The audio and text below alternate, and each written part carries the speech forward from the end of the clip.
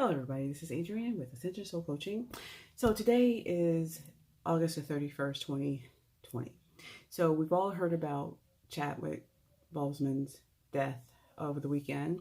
It's very traumatic to me. I mean, I loved every movie he's been in. I've watched the 42, I watched Marshall, I watched the Black Panther and the Black Bloods, and just very excited about his career.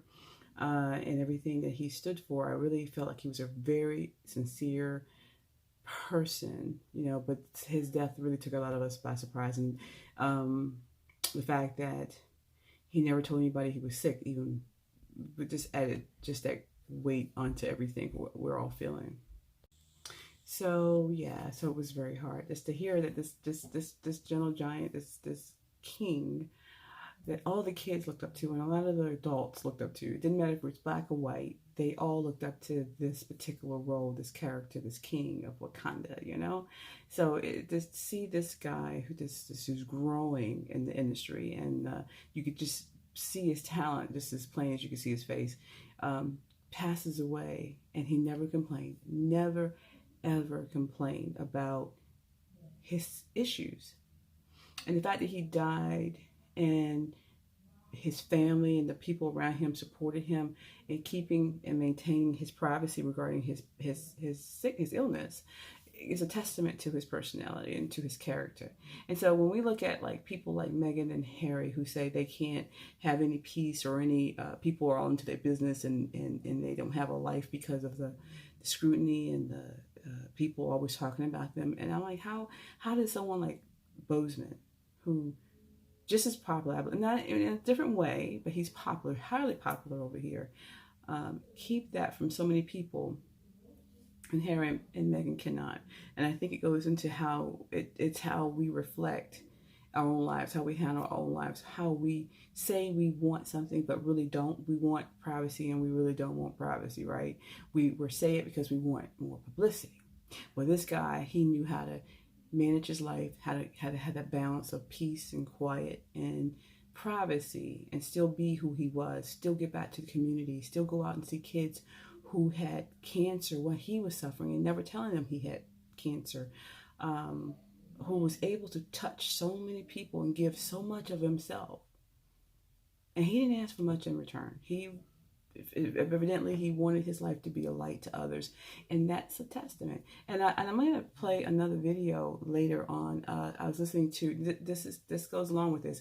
Elvis Presley died August 16th, 1977, and he did an interview in 1962 about privacy, about how he didn't, no understanding that he went into this business of living in public, being a public figure, I should say, and knowing that there's some part of you that you give up when you go into that and you become of service to others, and becoming from humble background, how he always wanted to give back. And you look at Michael Jackson and you say, okay, the same thing, that the guy, whatever you feel about Michael Jackson, it's not an issue. What I'm saying is the fact that he wanted to portray love, he wanted to give love, everything was from love. And he didn't have any privacy either, but he also understood the game that if you're in public life, you're in that role, then there's some things you give up and you deal with it, right? Because that's just part of what this role entails. And so when Meghan went and got married to Harry, there's a role she was supposed to play in the public eye, and there's some part of you that you give, and there's a part that's private. But I think that a lot of the stuff that she did was very manipulative. Just to say, Boseman and Presley and Jackson and some of these huge stars who a lot of people know about and worship, or want to get into the business, or when they come to town, they're running behind them because they want to really just touch them and see them. They lived a life like that where they understood it. They didn't have a big head about it. They were very humble people. And then when you can find that balance of I knowingly walk into this role, I knowingly know that there's a part of me that I have to give back to others, and this is the way, that they don't mean any harm because they want to know me and know more about me because of who I am. I put myself in this position to be in the public eye. Then you're a humble person, then you can work it out. The balance can be there. You can't be big on yourself and like your privacy is better than anyone else or more important than anybody else. You can't walk into that light and then say, but no, I don't want anybody to see me. Only when I want to be seen. That's not the way it is. So I'm going to play a video. I'm going to release it probably tomorrow, record it tomorrow and release it tomorrow on what Elvis Presley said about privacy and being in the public eye and how you can give back and how you have to balance those things and how he did it brilliantly. That's why people loved him and still love him today. And the reason I tie all these people together, because Elvis's middle name was Aaron. Elvis Aaron Presley. Boseman's name was Chadwick Aaron Boseman. Died August 29th, 2020. Michael Jackson's birthday was, the 29th, I think, 25th, 29th of August. And Elvis and Michael were related because technically Elvis was Michael's father-in-law, even though he was passed on when he married. Michael married Lisa Marie Presley. They're all tied together, these great men. I'm not saying there's not other great men who knew how to balance their public life with their private life. Not to say they were the most perfect people on the earth. They were not. Everybody has problems. But believe it, when you walk into this world saying, I want to be a public figure, or you marry into a family that is 100% public, right? Or I say 99% public because they do have some privacy. You know what you're walking into, and you need to be ready for that. And I think a lot of the reasons why people don't like Meghan is because they know she knew that it was a private life she's walking to, but it seemed like she wanted the fame and the money and the title more than she wanted to be a giver. And she only wants to give how she wants to give, and she doesn't care about what anybody else wants from her. In other words, she's a taker. She's not a giver. And I think that is the biggest problem, and she led Harry down that path of being very selfish. And that's why they are in the position they are. And now, it's based on my readings I've just done recently, I mean, they're just people seeing through them, and they're takers. They are not givers. And whatever they do is always for show. It's not from the heart. You can tell it's not from the heart. It's where can this lead me? What can this give me? Opposed to what can I give back? And that's the problem. That is the problem with Meghan. And I know a lot of you people out there might like her and everything. I wish she would change. I wish she would set back and reevaluate how she comes off. Because she could be a very good role model, but I don't know. But it's been a very sad weekend. Losing Mr. Boseman. He had a lot of life. I think he lived his life purpose, and he did it well.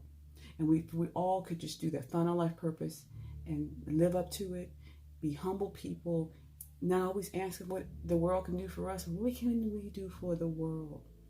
Honestly and freely, be transparent about it, no ego about it, just how can we make this world better? Because right now, in 2020, with Kobe dying earlier in the year, and then you got Boseman dying at the end of this year, and all the crap that's going on in between, and what's going to happen next year, it's going to get even worse.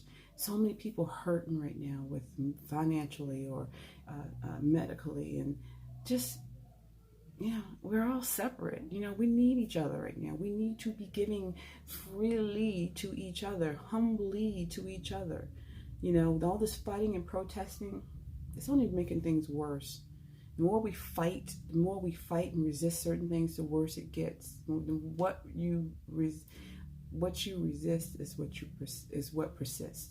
And so we need to stop fighting, and we need to figure out how to come together. Black, white, red, purple, blue, Asian, Hispanic, it doesn't matter. We need to come together and understand it's about love, and stop saying it's the Democrats, the Republicans, or this party against that party, and those people against those people. We're all one, and it's about love. The people who make a difference in this world, whose legacy lasts the longest, are the ones that portray and who give love, who preach real, true love and unity.